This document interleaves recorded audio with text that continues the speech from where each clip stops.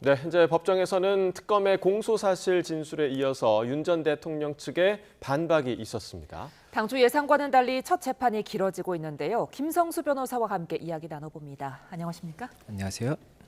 네, 사실 당초에는 저희가 오늘 재판이 10시 10분, 15분쯤 시작이 됐고 한 1시간 이내로 마무리되지 않을까라는 생각을 했었는데 원래 이렇게 첫 번째 공판에서는 어떤 절차로 재판이 좀 진행이 됩니까? 예, 이 형사사건의 첫 번째 공판기일은 이렇게 진행이 됩니다. 인정신문이라는 것이 있습니다. 예. 이 인정신문부터 먼저 하게 되는 것인데 피고인 본인이 맞는지를 확인하는 절차라고 볼 수가 있습니다. 그래서 성명이라든지 직업 그리고 본적 이런 것들을 통해서 피고인 본인이 맞는지 확인하는 이 절차가 진행이 됐었고 그 다음에 이 검찰, 검사의 모두 진술 절차가 있습니다. 그래서 지금 같은 경우에는 특검에서 모두 진술을 통해서 이 공소 사실과 관련해서 이러한 범죄 혐의가 있다라는 것을 재판부에 설명하는 이 과정을 거치게 되는 것이고요.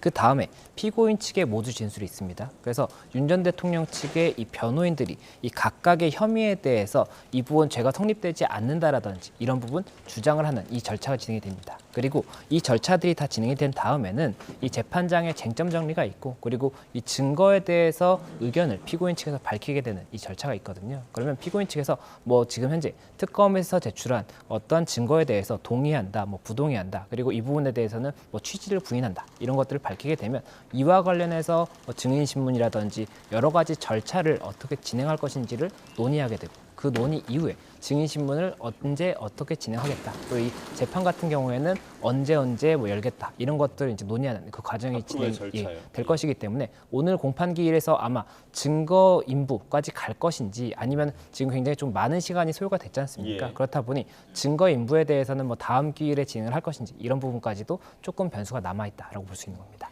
네, 당초에 이제 오늘 재판이 1시간 내외면 좀 끝날 거다라는 예상이 많았는데 굉장히 좀 길어지고 있거든요. 이유가 뭘까요? 예, 이 첫 공판 기일은 이 공소 사실이라든지 이 피고인의 모두 진술 자체가 그렇게 길지 않은 경우가 일반적입니다. 예. 왜냐하면 이 사실관계를 특정하고 이에 대해서 법리적으로 어떤 형사적인 처벌 대상이 되는지를 판단하는 이것이 형사 재판이라고 볼 수가 있는 것이고 공소 사실이라든지 이런 부분에 대해서는 간단하게 지금 재판부의 특검에서 보는 혐의는 이것입니다. 그리고 이 변호인 측, 피고인 측에서는 이 부분 특검의 주장에 대해서 이런 부분이 문제가 됩니다라는 것을 간단하게 진술할 수 있는 이런 절차라고 볼 수가 있는 것인데 이번 같은 경우에는 아무래도 재판부의 이 각각의 주장의 방향을 상세하게 설명하는 것이 조금 더 좋겠다라고 생각을 했던 것인지 특검 측에서도 그리고 피고인 측에서도 PPT를 각각 준비를 해서 이 시각화한 자료와 함께 설명을 하는 이런 모습을 보였거든요. 그렇다 보니 굉장히 상세하게 각 주장에 대해서 설명을 하고 이 과정에서 예상됐던 시간보다 조금 더 많이 소요됐다 이렇게 볼 수 있을 것 같습니다. 예.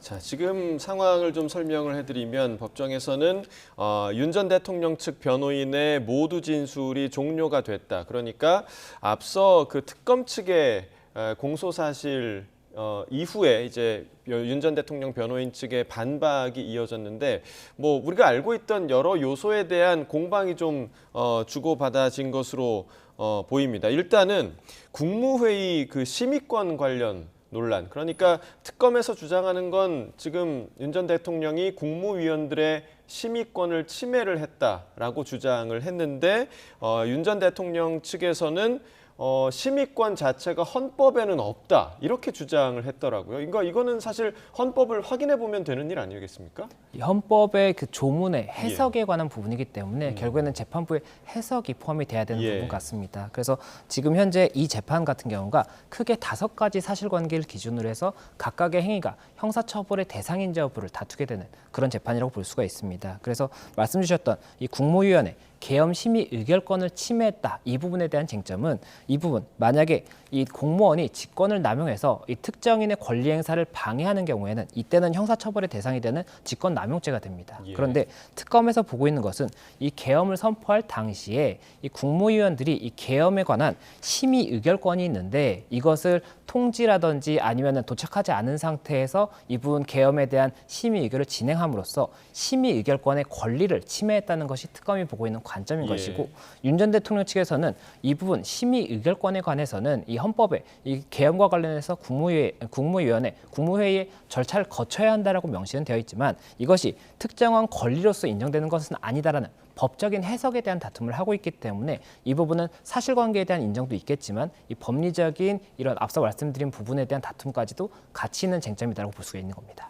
지금 보면 이 양측의 공방이 지난 헌재 때와 좀 비슷하게 흘러가는 것도 같은데 어떻게 보셨어요? 예, 아무래도 지난 헌재 때도 결국에는 사실관계에 관해서 여러 가지 특정을 해야 되는 부분이 있었고 네. 당시에도 가장 중요한 사실관계가 결국에는 이 계엄 선포 전후의 사실관계였습니다. 예. 그런데 이번 사안 같은 경우에 이번 공판 같은 경우는 결국에는 내란 혐의에 관해서는 다른 재판부에서 진행을 하고 있기 때문에 이번 사건에서는 이 내란 혐의에 관한 부분을 직접적으로 다투는 것은 아니지만 다만 그 관련 부수되는 사실관계에 대해서 어떠한 위반이 있었다라는 것이 특검 측의 관측이기 때문에 사실관계를 특정하는 과정에서 결국에는 이 계엄 선포 전후의 사실관계가 다시 다퉈지는 그런 부분이 있기 때문에 굉장히 유사한 느낌이 든다라고 볼 수가 있는 겁니다. 네, 말씀해주신 대로 상당히 지금 유사한 흐름으로 흘러가고 있는 상황이고 그러니까 심의 의결권 관련 공방 이후에도 또 사후 선포문 작성 의혹과 관련된 얘기가 계속해서 나왔습니다. 특히나 이 부분 중에서 강희구 전 부속실장이 이 사후 선포문에 표지를 작성을 했다. 그러니까 이 부분 표지의 유무가 법적으로는 좀 어떤 의미를 가지는 겁니까? 예, 지금 이 부분 같은 경우에 이제 특검 측에서 보고 있는 죄명은 허위 공문서 작성, 행사 그리고 대통령 기록물법 위반 이렇게 세 가지를 보고 있는 겁니다. 그래서 사실관계를 보고 있는 부분은 이 계엄 선포문과 관련해서 표지를 사후에 만들었다는 그런 부분이 있는 것이고 사후에 만들었다가 폐기하는 행위가 있었는데 이것 자체가 이 표지를 만들어서 붙이는 행위가 허위로 공문서를 작성한 것이고 그리고 이것을 보관하는 행위가 이 허위 공문서를 행사한 것이고 그리고 이것이 대통령 기록물로 볼 수가 있는 것인데 이 부분을 절차에 반해서 폐기한 것이 대통령 기록법 위반이기 때문에 각각의 죄명으로 처벌될 수 있다는 것이 특검의 관측인 것이고 이 윤 전 대통령 측에서는 이 부분 표지만을 붙인 것이 허위 공문서로서 작성으로 볼 수 있는 것인지가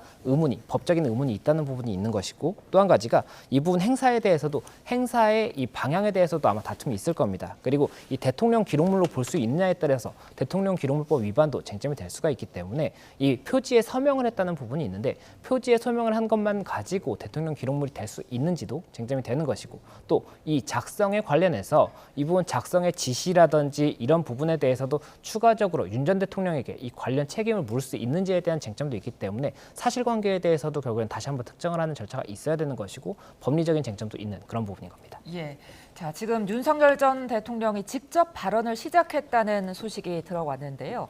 자, 이렇게 첫 재판에서도 보통 직접 이렇게 발언을 하는 경우가 있습니까? 예, 아무래도 첫 재판에서 발언할 가능성이 제일 높지 않을까 이렇게 생각을 했었습니다. 예. 말씀드렸던 것처럼 지금 인정신문 과정에서는 당연히 육성으로 윤 전 대통령이 본인인 걸 확인을 해야 되는 부분이 있고 그리고 피고인의 모두 진술, 지금 이 절차에서 변호인이 앞서 말씀드렸던 이 쟁점들에 대해서 법적인 반박을 하는 이런 부분이 있었습니다. 그리고 지금 이 모두 진술 과정에서 변호인 다음에 피고인 본인인 윤 전 대통령이 이 혐의들에 대해서 재판부에 본인의 입장을 이야기하는 이 절차를 지금 거치고 있는 것이기 때문에 아무래도 오늘의 이 절차에서 모두 절차에서 직접 진술할 가능성이 가장 높고 이후에는 이제 증인신문이 이 공판에서 진행이 될 것인데 증인신문 과정에서는 재판부가 이 증인신문 과정에서 의문이 생기는 부분에 대해서 피고인한테 직접적으로 물어보지 않는 이상은 윤 전 대통령이 직접 먼저 발언을 할 가능성은 높지 않다라고 보이거든요. 예. 그렇다 보니 오늘 첫 공판에서 직접 이야기할 가능성이 제일 높지 않았을까 생각이 됐던 겁니다. 그럼 재판부에서 발언 기회를 주고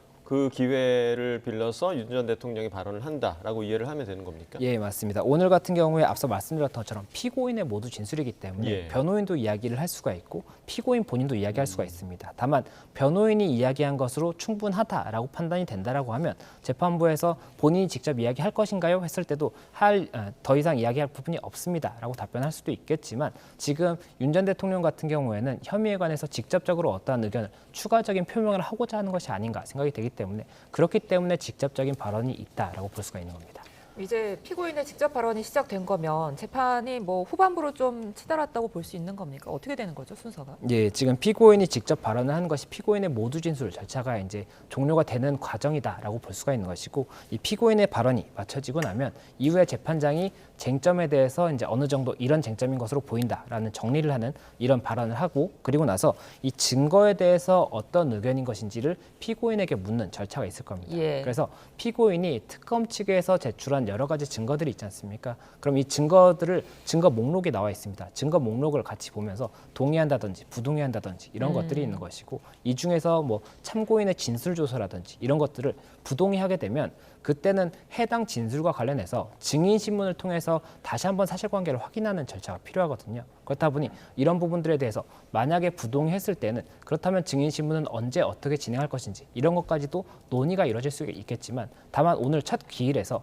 만약에라도 피고인 측에서 아직 우리가 이 증거에 대해서는 기록이 너무 방대해서 검토하지 못했다라고 한다든지, 아니면 지금 현재 시간이 굉장히 많이 소요가 된 상황이기 때문에 이 증거 조사와 뭐 이런 증거 의견에 대해서는 다음 기일에 진행하자고 한다든지 이런 부분도 있을 수가 있기 때문에 그 부분까지도 추가적인 변수가 된다고 보입니다. 예, 그러니까 지금 저희 지금 전해진 윤 전 대통령의 직접 발언은 갑작스럽게 윤 전 대통령이 사후 선포문과 관련한 본인의 기억을 얘기한 거라고 합니다. 그러니까 길게 얘기한 것이 아니라 짧게 이와 관련한 본인의 입장을 얘기를 한 건데, 이 사후 부서를 한 문서에 대해서, 그러니까 사후에 이제 서명을 한 그 선포문과 관련해서 부속실장이 왜 하느냐, 그러니까 강희구 부속실장이 왜 하느냐, 이렇게 본인이 질책을 했다라고 이야기를 했다고 하고요.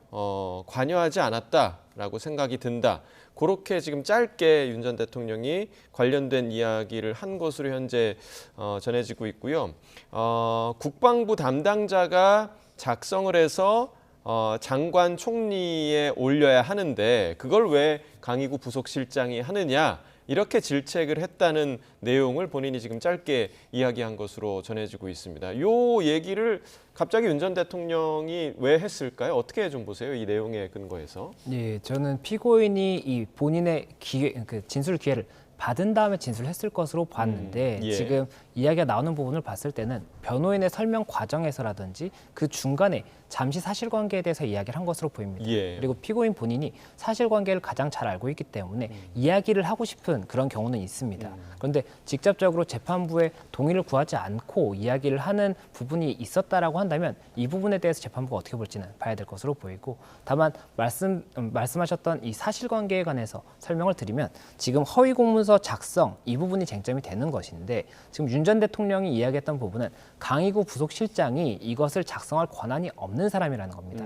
그렇다고 한다면 작성할 권한이 없는 사람이 작성한 문서가 공문서가 될 수 있는지에 대해서, 이 공문서의 성립 여부에 예. 대해서 다투게 되는 것이고, 공문서가 아니라고 한다면 허위 공문서 작성이라든지 행사해제가 성립이 되지 않을 것이거든요.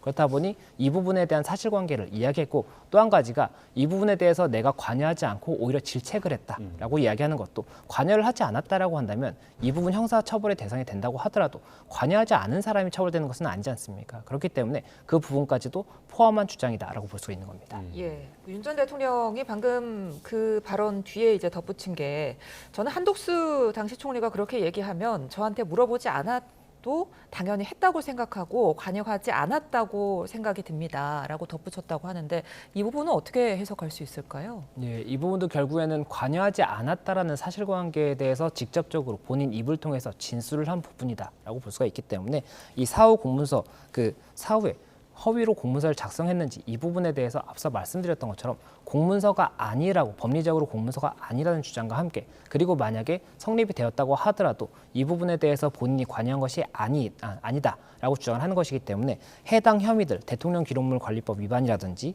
아니면 허위 공문서 작성, 행사에 관해서도 이 부분 사실관계가 관여하지 않았기 때문에라도 처벌 대상이 아니다라는 주장을 한 것으로 보입니다. 네, 그러니까 오늘 재판에서 윤 전 대통령 입을 통해서 나온 내용은 일단은 사후 선포문 작성과 관련한 본인이 어떻게 그 당시에 행동을 했었는지 윤 전 대통령의 주장이 나왔고요.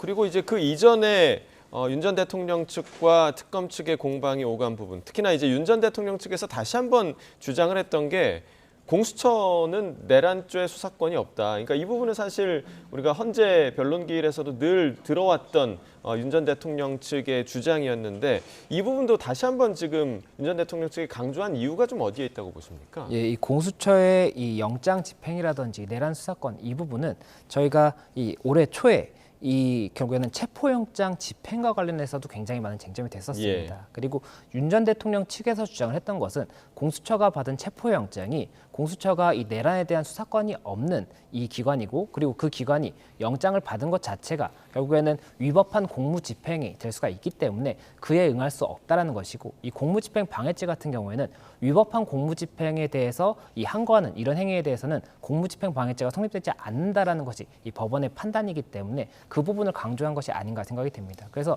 윤 전 대통령 측은 그 과거에도 이야기를 했던 것처럼 결국에는 공수처에서 집행하는 이 체포영장이 적법한 체포영장이 아니었기 때문에 이에 대해서 이 부분 저지를 한 부분이 결국에는 특수공무집행 방해죄에 의율될 수 없다는 주장을 다시 한번 펼친 것으로 보입니다. 예. 자, 그러면서 이제 윤 전 대통령 측에서 재판부의 판단은 광풍이 지난 후에도 역사에 남는다.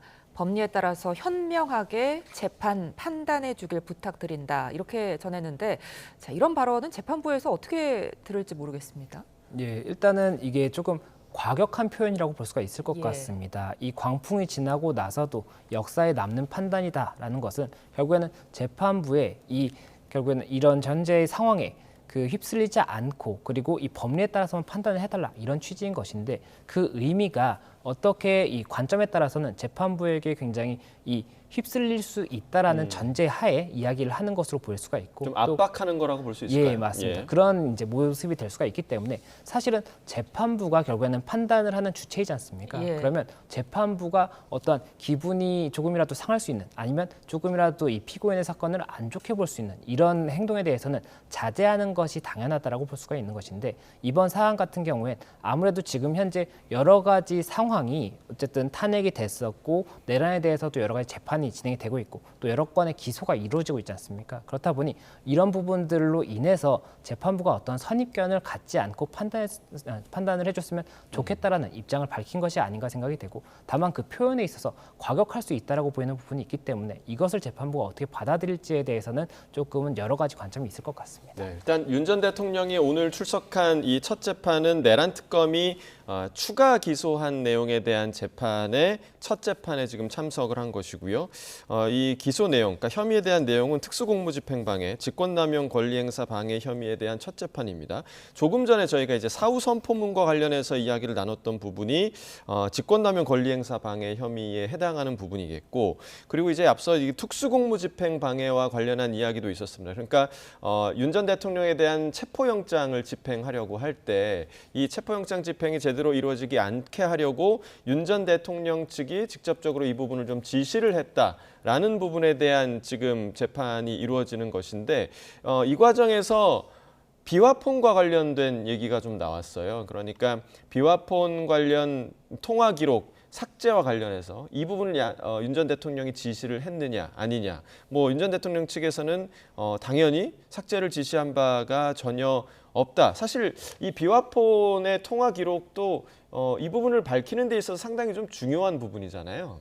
예, 맞습니다. 이 비화폰과 관련해서도 굉장히 많은 쟁점이 있었습니다. 그래서 비화폰 확보와 관련해서도 쟁점이 있었고 이 확보된 이후에 이 주요 관계자들의 비화폰의 내용이 삭제되어 있다는 이야기가 나오면서 누가 삭제를 지시한 것이냐에 대해서 쟁점이 됐었습니다. 그리고 특검 측에서는 이 부분 삭제 지시가 결국에는 윤 전 대통령의 지시였을 것이다. 라는 사실관계에 전제해서 이 부분이 만약에 비화폰 기록을 삭제하도록 지시한 것이 맞다고 한다면 이 직권을 남용해서 이 공무원인 윤 전 대통령이 직권을 남용해서 이 권리를 행사하는 것을 방해하는 것뿐만이 아니라 의무 없는 일을 하게 하는 경우도 직권남용죄가 성립이 되거든요. 그런데 의무가 없는 삭제를 하도록 하는 것이 의무가 없는 일인데 그것을 하도록 특정인에게 지시를 함으로써 직권남용죄를 했다라는 것이 지금 특검 측의 관측이기 때문에 윤 전 대통령 측에서는 이 부분 관련해서 비화폰 기록 삭제와 관련 지시를 한 부분에 관한 사실관계도 다퉈야 되는 것이고 만약에 이러한 삭제 지시가 있었다라고 했을 때 해당 행위가 직권남용에 해당하는지 이 부분도 법리적인 쟁점이 추가적으로 있습니다. 이것이 의무 없는 일인지 이런 부분에 대해서도 다툼의 소지가 있기 때문에 그런 부분까지도 추가적인 쟁점이 될 수 있는 그런 부분을 언급한 것으로 보입니다. 예. 네. 그리고 그 비화폰과 관련해서 수사기관에서 비화폰 기록을 불법적으로 취득을 했다라고 지금 윤 전 대통령이 계속해서 주장하고 있는 부분이거든요. 그러니까 이 부분에 대해서 또 조금 전에 이제 재판부에서는 이러한 그 비화폰 증거 수집 위법 주장에 의견을 요청했다라는 소식이 조금 전에 또 들어왔는데 이 의견 요청이라는 거는 특검 측에 요청을 한 겁니까? 어떻게 좀 보십니까? 특검 측의 의견을 요청했을 수가 있고 아니면 피고인 측도 이 주장을 다시 한번 정리해달라는 취지였을 수도 있습니다. 그래서 예. 비화폰의 증거 수집 자체가 위법했다라고 한다면 이 형사소송 같은 경우에는 증거가 위법하게 취득된 경우에는 그 부분 증거로 사용할 수 없는 경우가 대부분입니다. 그렇다 보니 만약에 비화폰 기록 삭제 지시와 관련된 쟁점이 있다고 하더라도 이 가장 중요한 증거 중 하나인 비화폰 자체가 위법하게 수집된 증거라고 한다면 그때는 결국엔 해당 증거가 없는 상태에서 재판이 이루어져야 되기 때문에 이와 관련해서 위법하게 취득된 것인지 여부에 관한 의견을 특검 측 그리고 윤 전 대통령 측에 각각 정리해달라고 이야기한 것이 아닐까 생각이 됩니다. 예. 자, 그리고 체포영장 집행 과정에서 이 대통령 경호처 직원들에게 위법한 조치를 준용한 점도 이제 특검에서는 직권남용 혐의로 꼽고 있는 거죠.